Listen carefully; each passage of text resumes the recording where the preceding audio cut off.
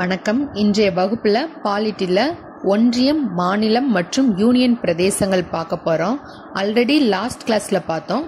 First schedule என்ன சொல்லுது அப்படின்னா, மாநிலங்கள் மற்றும் யூனியன் பிரதேசங்களின் பெயர்களும் அவற்றின் எல்லைகளும்.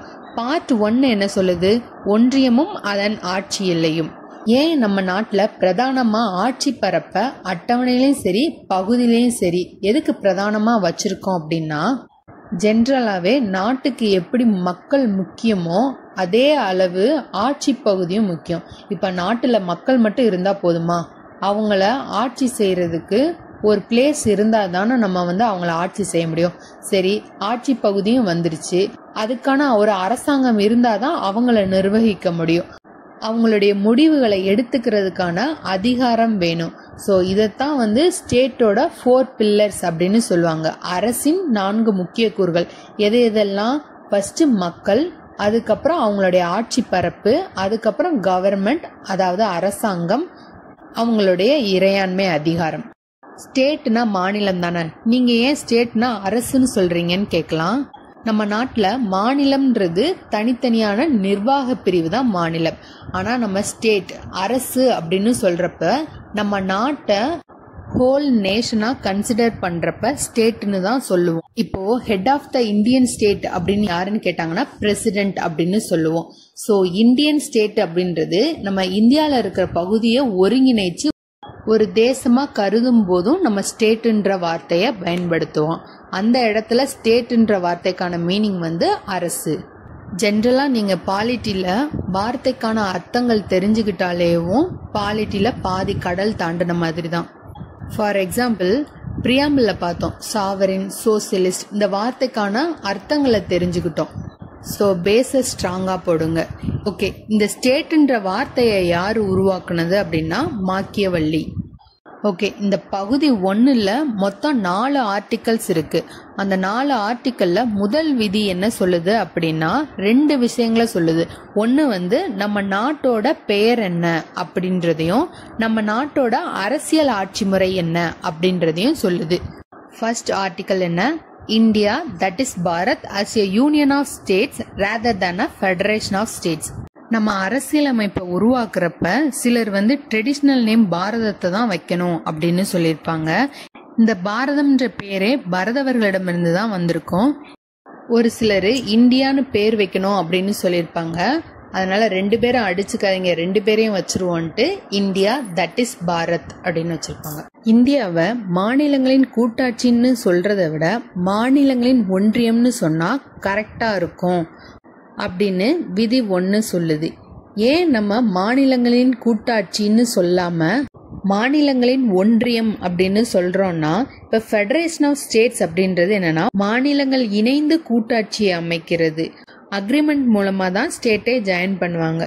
சரி, இப்ப எங்களுக்கு தனி நாடு வேணும் அப்படின்னா அந்த அக்ரிமெண்ட்ல இருந்து விலகிப்பாங்க. ஆனா இந்த மாதிரி நம்ம நாட்டுல பண்ண முடியாது. இந்த ஆட்சி முறை எங்க நடக்குது அப்படின்னா யூஎஸ்ஏல. நம்ம நாட்டுல இந்த மாதிரி தனியா போறோன்ட்டு போக முடியாது. ஏன்னா நம்ம அக்ரிமெண்ட் மூலமா ஜாயின் பண்ணல. ஃபர்ஸ்ட். செகண்ட், நமக்கான அதிகாரம் கிடையாது. நம்ம யூனியன்ல இருந்து நம்ம ஸ்டேட் விலகிக்கிறோம்னு சொல்லிட்டு விலக முடியாது. அதனால தான் நம்ம யூனியன் ஆஃப் ஸ்டேட்ஸ் அப்படின்னு சொல்லியிருப்போம்.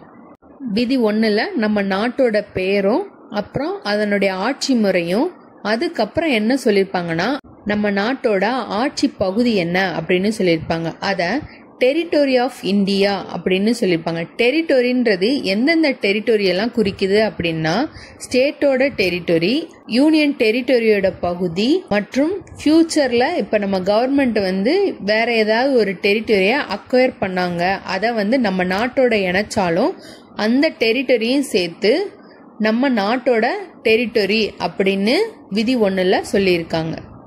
நம்ம நாடு அக்ரிமெண்ட் மூலமா உருவாக்கப்படல அப்படின்னு பார்த்தோம்.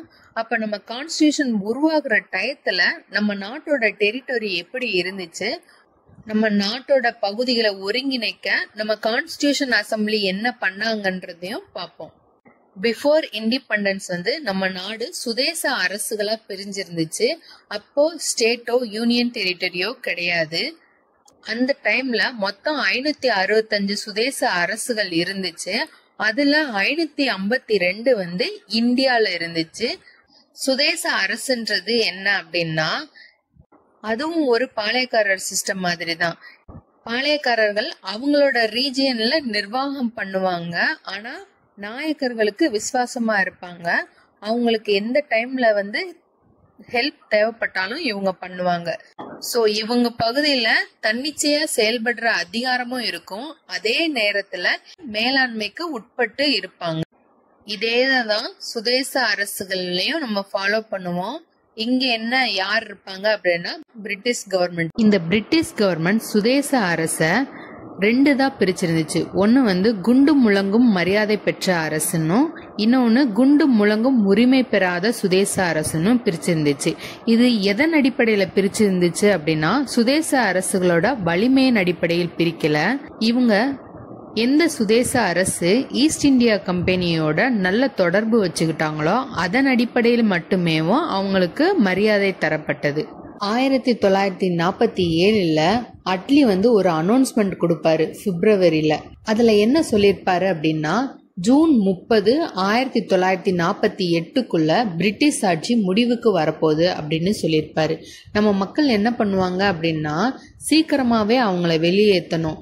அதனால நம்ம சுதேச அரசுகளை ஒருங்கிணைக்க ஆரம்பிப்பாங்க. நம்ம இந்தியாவை ஒருங்கிணைக்க ஸ்டார்ட் பண்ணுவாங்க. எப்போ அப்படின்னா ஏப்ரல் 1947. நம்ம ஆல்ரெடி கான்ஸ்டியூயன்ட் அசம்பிளி கிளாஸ்ல பார்த்தோம். இனிஷியலா பிரின்ஸ்லி ஸ்டேட் வந்து பார்ட்டிசிபேட் பண்ண மாட்டாங்க. அதே மாதிரி இந்தியாவை ஒருங்கிணைக்கும் போதும் இவங்களுக்கு தயக்கம் இருந்திருக்கும். ஏன்னா ஆல்ரெடி வந்து பிரிட்டிஷ் கவர்மெண்ட் வந்து இவங்களுக்கு நிறைய சலுகைகள் கொடுத்துருக்கு. இங்க நம்ம ஜாயின் பண்ணிட்டா அந்த சலுகைகள் உரிமைகள்லாம் நம்மளை விட்டு போயிருமோ அப்படின்றதுக்காக அவங்க யோசிச்சிருப்பாங்க. அந்த டைம்ல தான் ஹோம் மினிஸ்டரா இருந்த சர்தார் வல்லபாய் படேல் அவர்களும் செயலாளராக இருந்த பிபி மேனனும் இந்த ஒருங்கிணைக்கிற ப்ராசஸ்ல ஈடுபடுவாங்க. இந்த சுதேச அரசுகளுக்கு உங்களுடைய உரிமைகளையும் சலுகைகளையும் நாங்க பறிக்க மாட்டோம்னு உறுதிமொழி கொடுப்பாங்க. அதுக்கப்புறம் தான் பிரின்ஸ்லி ஸ்டேட்டோட பங்களிப்பு வந்து கான்ஸ்டியூயன்ட் அசம்பிளில இருக்கும். இவங்க உறுதி கொடுத்ததும் மொத்தமா 549 பிரின்ஸ்லி ஸ்டேட்டும் ஜாயின் பண்ணிருப்பாங்க. 3 சுதேச அரசுகளை தவிர்த்து. யார் யாரு அப்படின்னா ஜுனாகத், காஷ்மீர், ஹைதராபாத். இந்த 3 சுதேச அரசுகளையும் எப்படி சர்தார் வல்லபாய் படேல் வந்து நம்ம நாட்டோட இணைப்பாரு அப்படின்னா ஜுனாகத்ன்ற பிளேஸ மக்களின் வாக்கெடுப்பு மூலம்.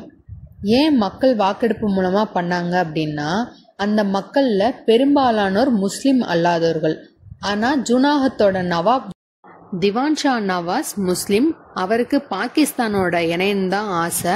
ஆனா அந்த மக்கள் வந்து விரும்ப மாட்டாங்க. ஏன்னா ஜுனாகத்ன்றது குஜராத்ல இருக்கிற ஒரு பிளேஸ். அதை சுத்தி இருக்கிற பகுதியெல்லாம் இந்தியாவோட இணைஞ்சிட்டாங்க. இந்த ஒரு பகுதி மட்டும் பாகிஸ்தானோட இணையறத இந்த மக்கள் விரும்பல. அதனால மக்கள்கிட்ட இந்த பொறுப்பை ஒப்படைச்சிருவோம் அப்படின்ட்டு ரெஃபரண்டம் நடத்திருப்பாங்க. அதுல மக்கள் ஓட் பண்ணி இந்தியாவோட இணைச்சிட்டாங்க. நெக்ஸ்ட் ஹைதராபாத்.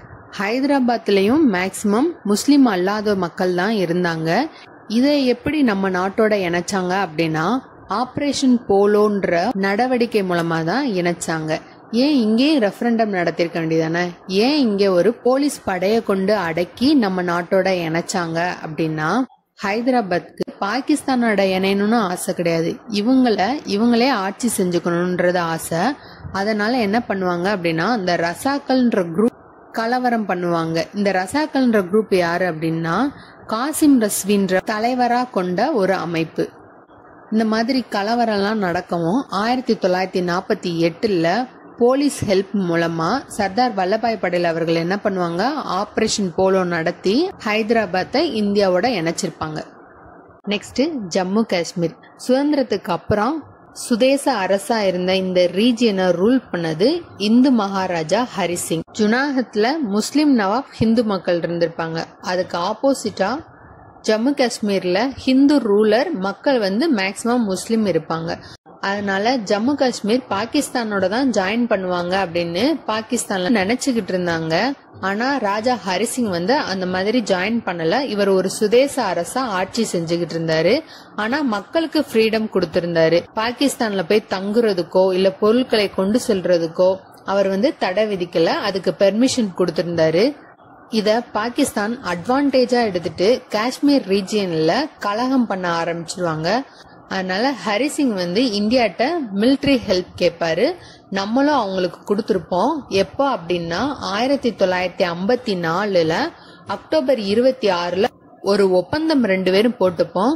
அதன்படி அக்டோபர் 27 அவங்களுக்கு ஹெல்ப் பண்ணிட்டு ஜம்மு காஷ்மீரை இந்தியாவோட இணைச்சிருப்போம்.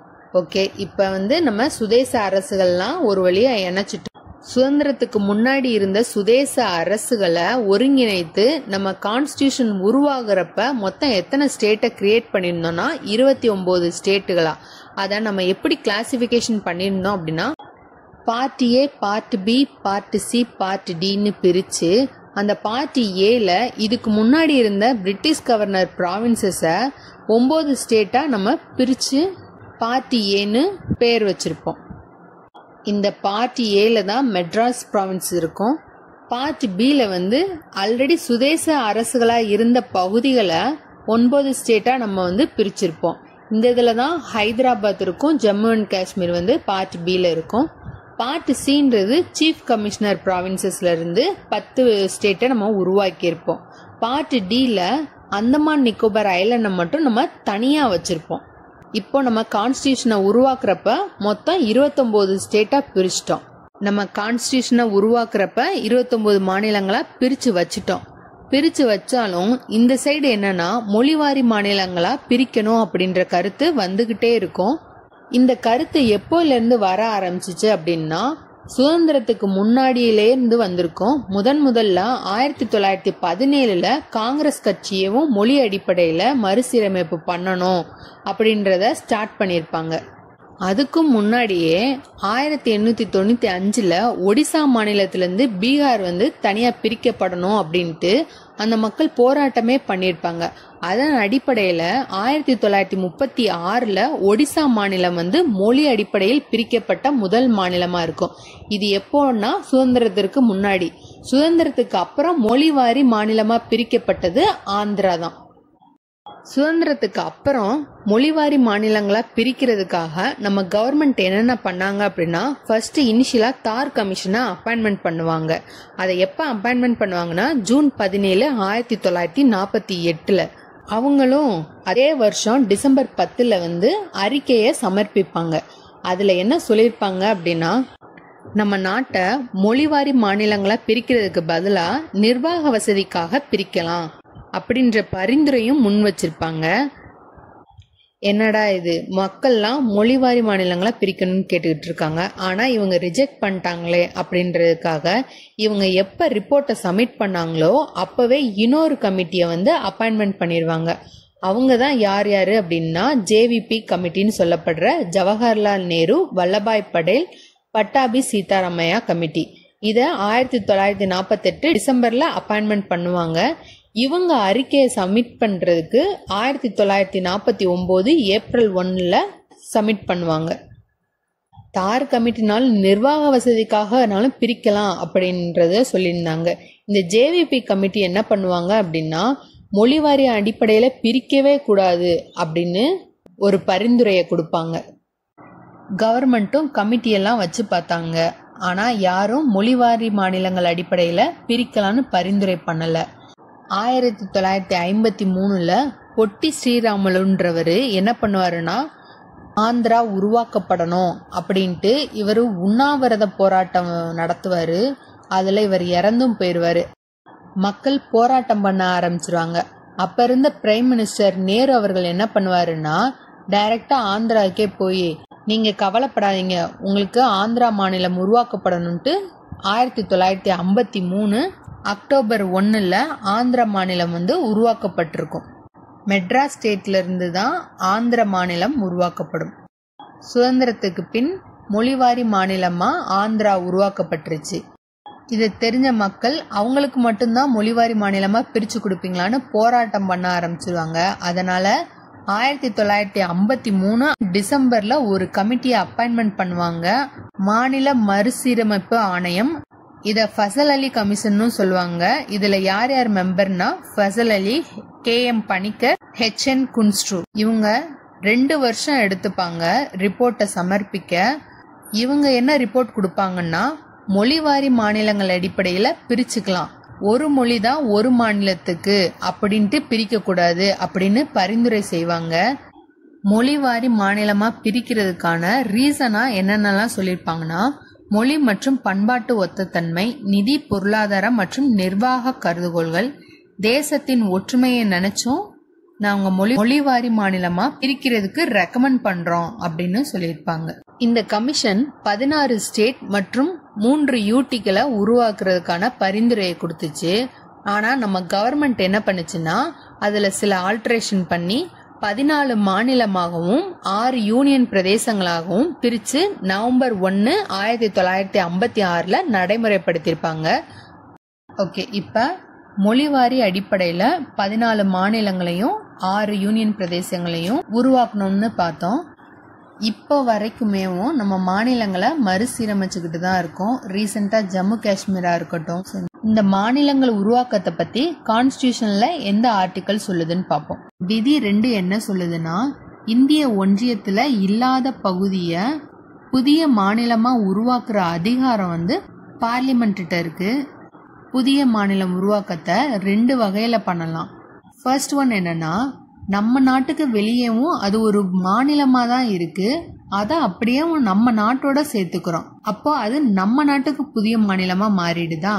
ஃபர்ஸ்ட் ஒன் அது. செகண்ட் ஒன் என்னன்னா, நம்ம நாட்டுக்கு வெளியில அந்த பகுதி இருக்கு, அந்த பகுதியை நம்ம நாட்டுல சேர்த்ததுக்கு அப்புறம் ஒரு மாநிலமா உருவாக்குறோம். இதத்தான் விதி 2 சொல்லுது. விதி 3 என்ன சொல்லுதுன்னா, நம்ம செகண்ட் ஆர்டிக்கல் என்ன பார்த்தோம், இந்திய ஒன்றியத்துக்கு வெளியே இருக்கிற பகுதியில பார்த்தோம். இப்ப தேர்ட் ஆர்டிக்கல்ன்றது இந்திய ஒன்றியத்துக்குள்ள இருக்கிற பகுதிகளில் மாநிலங்களை கிரியேட் பண்ணவோ இல்ல அதனுடைய எல்லை பரப்பை மாற்றவோ இல்ல அதுக்கு நேம் சேஞ்ச் பண்ணவோ அதை பத்தி சொல்றது ஆர்டிக்கல் 3. ஆர்டிக்கல் 3ன்றது நம்ம நாட்டுக்குள்ள இருக்கிற ஸ்டேட்ல சேஞ்சஸ் கொண்டு வர்றது. இதுல சேஞ்சஸ் கொண்டு வரணும்னா மசோதாவை பார்லிமெண்ட்ல மட்டும்தான் அறிமுகப்படுத்த முடியும். அதுவுமே பிரசிடென்ட் ரெக்கமெண்டேஷன் இருந்தா மட்டும்தான் அறிமுகப்படுத்த முடியும். சரி, ஸ்டேட்ல தானே ஏதாவது சேஞ்சஸ் பண்ணுவாங்க, அப்பனா எந்த ஸ்டேட்ல சேஞ்ச் பண்றோமோ அந்த ஸ்டேட்டுக்கு பிரசிடென்ட் மசோதாவை ஸ்டேட்டுக்கு அனுப்புவாரு. சப்போஸ் அந்த சேஞ்சஸ் பண்றது ஸ்டேட்டுக்கு பிடிக்கல, வேண்டான்னு சொல்றாங்க அப்படின்னா அதை பிரசிடென்ட் கன்சிடர் பண்ணணும்னு அவசியம் இல்லை. இதுல பிரசிடென்ட் எடுக்கிற முடிவு தான் ஃபைனல்.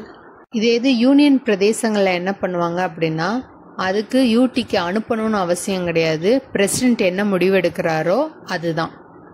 இப்போ ஸ்டேட்டோட எல்லையை குறைக்கிற அதிகாரம் பார்லிமெண்ட்டுக்கு இருக்குன்னு ஆர்டிகல் 3 சொல்லுது. அப்ப ஸ்டேட்டோட எல்லையை குறைச்சு இன்னொரு கண்ட்ரிக்கு கொடுக்கும்போது அதுவும் ஆர்டிகல் 3க்கு கீழே தான் வருமானு கேட்டா இல்ல. இன்னொரு நாட்டுக்கு நம்ம பகுதியை கொடுக்கும்போது அரசியலமைப்புல திருத்தம் பண்ணா மட்டுமே நம்ம இன்னொரு நாட்டுக்கு நம்ம பகுதியை கொடுக்க முடியும். சாதாரண எல்லை பிரச்சனைக்கு நம்ம கான்ஸ்டிடியூஷன்ல திருத்தம் பண்ணணும்னு அவசியம் கிடையாது, எக்ஸிகியூட்டிவ் ஆக்ஷனே போதும். ஆர்டிகல் 4 என்ன சொல்லுதுன்னா, ஆர்டிகல் 2லயும் ஆர்டிகல் 3லயும் திருத்தம் பண்ணும்போது நம்ம சிம்பிள் மெஜாரிட்டி மூலமாவே திருத்தம் பண்ணிக்கலாம், அதுக்கு ஸ்பெஷல் மெஜாரிட்டி தேவை கிடையாது அப்படின்னு சொல்ற ஆர்டிகல் 4. இதோட இன்னைக்கு கிளாஸை முடிச்சுப்போம். நாளைக்கு 1956ல இருந்து இப்ப வரைக்கும் உள்ள மாநிலங்களின் உருவாக்கமும் அப்புறம் ப்ரீவியஸ் இயர் கொஸ்டின் பேப்பரும் பார்த்துருவோம்.